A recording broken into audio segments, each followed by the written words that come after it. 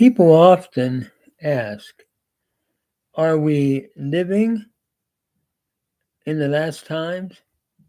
Could Christ come at any moment?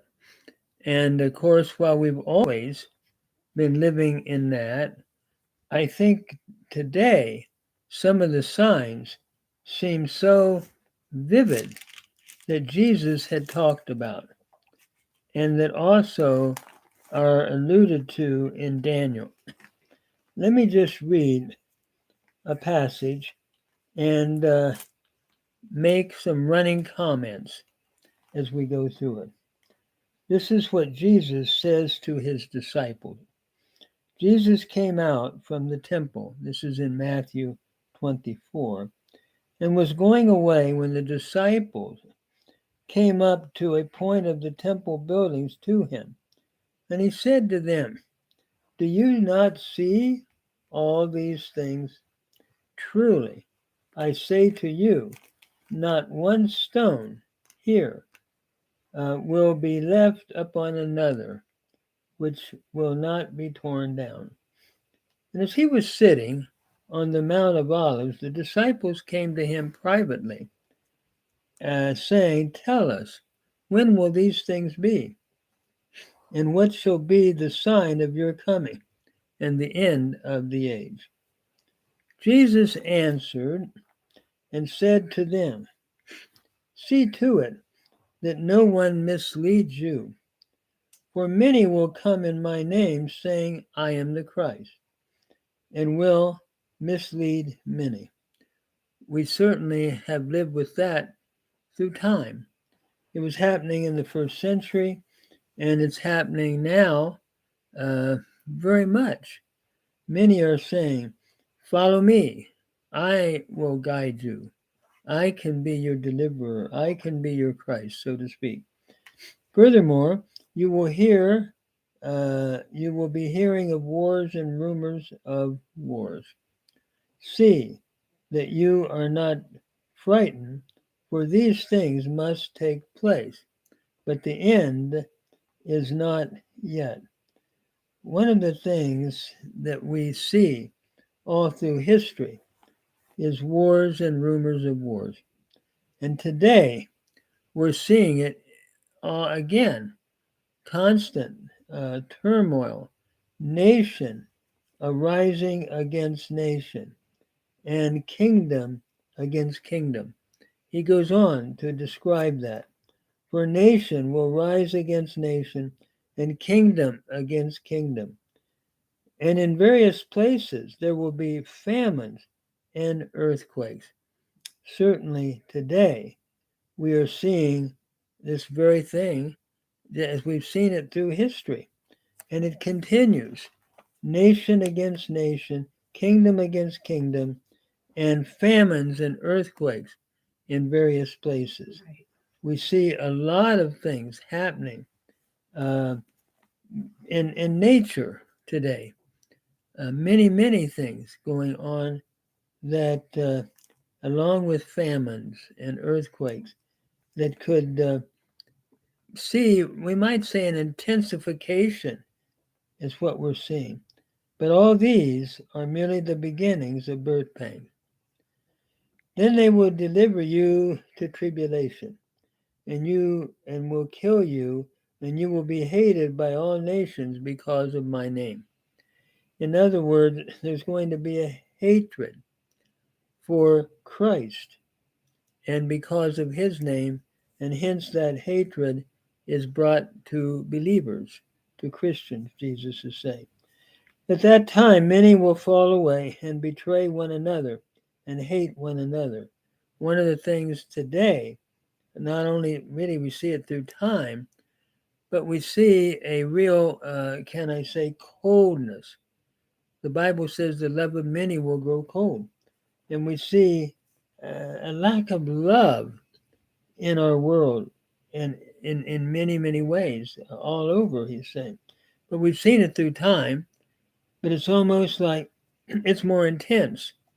And then he goes on to say, at that time, many will fall away, and many false prophets will arise and mislead many. certainly again through time, and we're seeing that today as well. With the internet, with everything that we have, uh, false prophets can really sort of go out and have an audience that will follow them. Because lawlessness is increased, most people's love will grow cold. And again, not only through time, but today we see love growing cold. People are just cold at times in relationship to one another. But the one who endures to the end will be saved. I've often told my students in Hebrew, Shamor, Shamor, keep on keeping on. The one who endures to the end will be saved. And this gospel of the kingdom will be preached in the whole world as a testimony to all nations. And then the end will come. I think we can say today, certainly, the gospel has been preached everywhere. We see this going on the internet, on many of the social media sites, on YouTube, uh, Facebook. The gospel's going everywhere, and all have been able to hear, and then the end will come. So, are we close to the end? It certainly seems that way, but we can't predict when. But he's listing all of these things. And then he talks about the abomination of desolation arising. And there's a big debate as to what that refers to. Uh, it says, therefore, when you see the abomination of desolation, which is spoken of as through Daniel the prophet standing in the holy place, let the reader understand. Then those who are in Judea must flee to the mountains. Whoever is in the housetop must not go down to get the things out of the house. Whoever is in the field must not turn back to get his cloak. But woe to those that are pregnant in those days and who have nursing babies, but pray that your flight not be on the Sabbath. For then there will be great tribulation, which has not occurred since the beginning of the world until now, nor ever will. Now, at the first level, this could be applied to the 70 AD and to the destruction of Jerusalem, of the temple by the Romans. However, most feel that we're looking at a double fulfillment, that that's only one level, and we're looking at a final level where that becomes a type of what is to come. For then there will be great tribulation, such as not occurred since the beginning of the world until now, nor ever will, unless those days had been cut short. No life would have been saved, but for the sake of the elect, those days will be cut short. Then if anyone says to you, behold, here is Christ, or there he is, do not believe him. For false Christ and false prophets will arise and show great signs and wonders so as to mislead, if possible, even the elect. In other words, don't believe if a false prophet or a false Christ speaks and says, here, I am the Christ. Or if they do wonders and signs, no, they're going to mislead many. Don't believe that. But behold, I have told you in advance, so that they say to you, behold, he is in the wilderness. Do not go out. Or behold, he is in the inner room. Do not believe them. For just as lightning comes from the east and flashes even to the west, so will the coming of the Son of Man be. I think what he's saying is it'll be sudden when he does come, and it'll be visible. Just like wherever the corpses is, here the vultures gather together.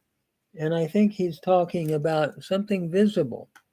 You know where there's corpses, you know when you see vultures, there's corpses. So I think he's saying when the Lord comes, it won't be a secret rapture, but it'll be visible. And immediately then after the tribulation of these days, which seems to be increasing day by day, not only in the first century, but it's been building since then, since Rome went into to Jerusalem and the destruction of the temple.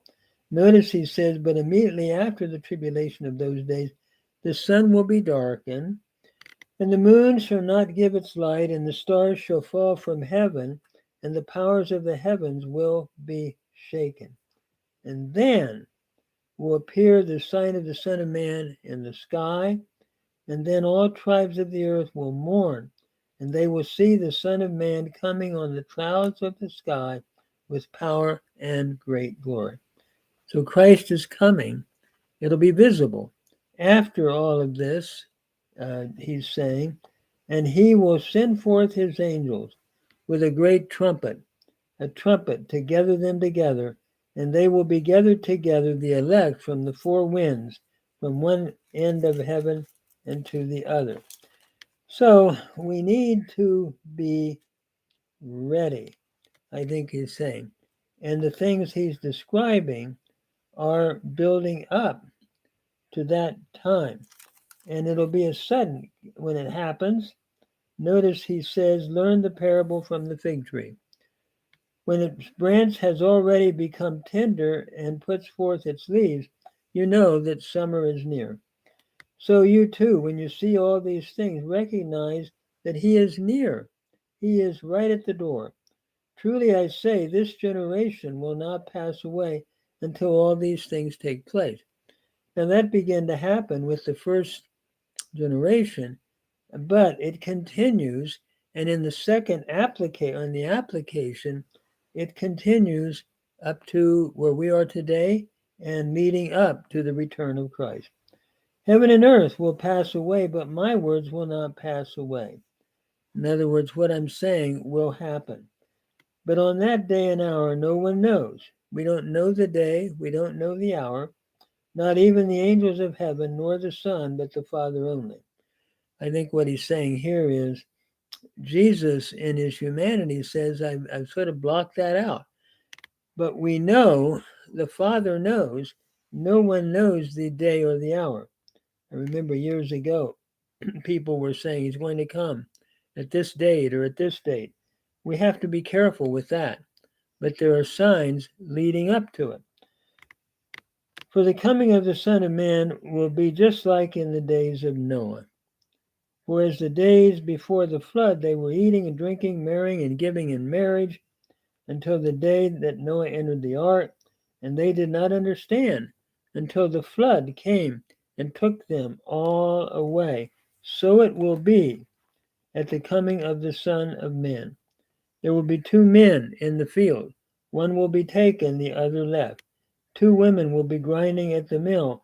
One will be taken, the other left. And I'm taking this to mean they'll be taken to meet the Lord as a welcoming party. One then will be left, or another will be left to face judgment, a judgment from the coming Lord, the coming King. So then he goes on, therefore, be on the alert, for you do not know which day your Lord is coming. Be on the alert. Constantly be watching. But be sure of this, that if the head of the house had known at what time of night the thief was coming, he would have been on the alert and would not have allowed his house to be broken into. Therefore, for this reason, you also be on the alert, for the Son of Man is coming in an hour when you do not think he will. Amen. One of the things we need to be constantly doing is looking and waiting. That means being faithful while we're waiting for his return. Who then is the faithful and sensible slave whom his master put in charge of his household to give them their food at the proper time? Blessed is that slave whom his master finds so doing when he comes. Truly I say to you that he will put him in charge of all his possessions. But if that evil slave says in his heart, my master is not coming for a long time, and begins to beat his fellow slaves and to eat and drink and be with the drunkards, the master of that slave will come on a day when he does not expect him, and at an hour when he does not know, and will cut him to pieces and assign him a place with the hypocrites, in which there will be weeping and gnashing of teeth. So in Matthew 24, what Jesus is saying is we need to be ready. And the way we prepare is by occupying, by doing what he's asked us to do. No one knows the day nor the hour. And as we look at this text, we do see what will be preceding his coming as we've read throughout this text. I want to read one other text that's very interesting, and that is Daniel chapter 12. It says, now at that time, Michael, the great prince who stands over the sons of your people, will arise, and there will be a time of distress, such as never occurred since there was a nation until that time. And at that time, your people, everyone who is found written in the book, will be rescued. This is probably looking at the final great tribulation period. But he says, many of those who sleep in the dust will awake, these to everlasting life, and others to disgrace and everlasting contempt. In other words, the Lord is coming, and there will be this final judgment. And when he does come, some to everlasting life, and some to shame and everlasting contempt, Daniel's saying.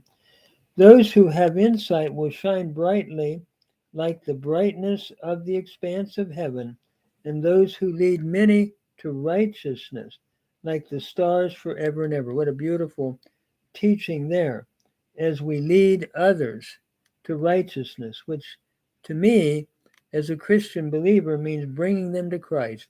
What greater joy can we do as we anticipate the end of time and the Lord's coming?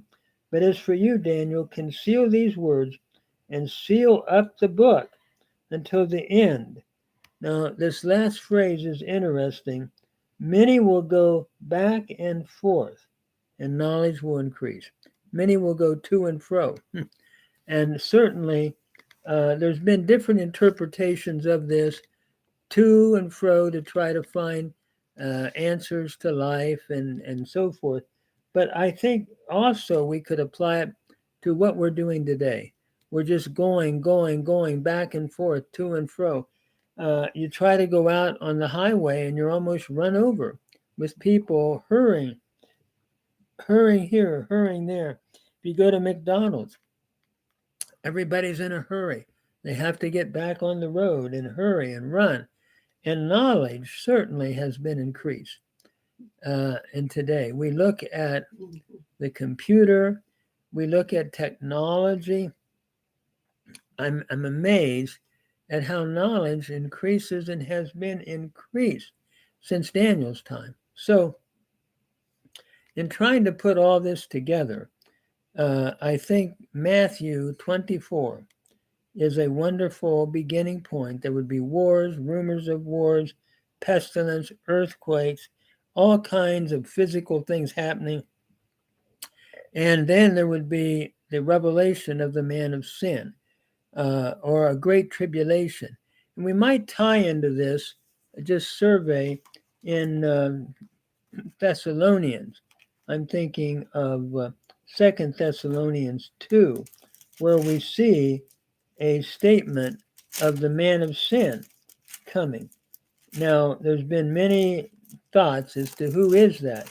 I don't think anyone knows, but it does appear to be that there will be a man of sin who will come on the scene, a man of lawlessness at the end of time. Now we request you, brethren, I'm reading it, with regard to the coming of our Lord Jesus Christ and our gathering together to meet him, that you not be quickly shaken from your composure, or be disturbed either by a spirit or by a message or a letter, as it is from us, to the effect that the day of the Lord has come. Some were thinking the day of the Lord has already come. Paul's saying, no, let no one in any way deceive you, for it will not come unless the apostasy comes first. Certainly, I think we can say we're living in a falling away, an apostasy today. At least it seems in a lot of ways, there is a movement away from Christ and from his word. So it has to come, and then the man of lawlessness is revealed, the son of destruction, who opposes and exalts himself above every so-called God or object of worship, so that he takes his seat in the temple of God, displaying himself as being God. In other words, he's replacing God. The temple of God here can be symbolic of taking God's place and demanding worship around him. Do you not remember that while I was with you, I was telling you these things? And you know what restrains him now, so that in his time he will be revealed. For the mystery of lawlessness is already at work. Only he who now restrains will do until he is taken out of the way.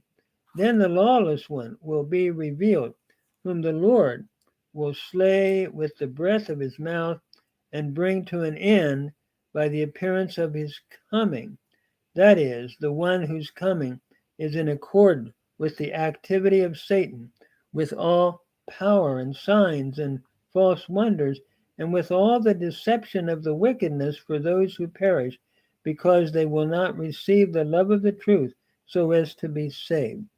And it seems to me, when God removes himself out of the midst of holding back this revelation of the man of sin, that's when he will be revealed and let loose. So, and he will do signs and deceive people.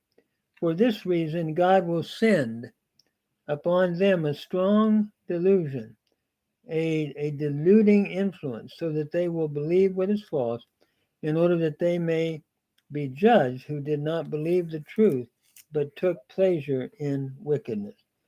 So I think what Paul's warning here is the same thing we find in Matthew 24, where the man of sin there was picturing, or the tribulation there, picturing the destruction of Rome, but pointing beyond that to the final antichrist or anti-Christian system, probably antichrist, and we're seeing it here as well in Second Thessalonians chapter 2. And so that's another thing that will happen before the Lord returns. And when that happens, the Lord will return and will judge the world, and those who believe will be taken up as a welcoming party to meet the Lord, I believe, at his return. So I'm just doing sort of a summary of what you might call basic eschatology, asking the question, what will be the sign of the Lord's return? There would be wars, rumors of wars from Matthew 24. There would be false Christ. There would be the love of many growing cold. All of these things. And then we bring in Daniel. There would be the increase of knowledge, and everybody would be moving back and forth, back and forth.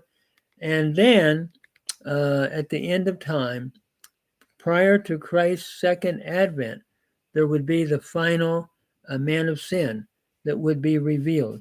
And we don't know the hour or the time, but these are certainly things that have been happening in history, and even in a sense multiplying themselves today in today's history. So we need to be looking, or in today's world, we need to be looking for Christ. We don't know when he's coming, but we need to be ready, and we need to be occupying. That's what Jesus said, to occupy until he comes.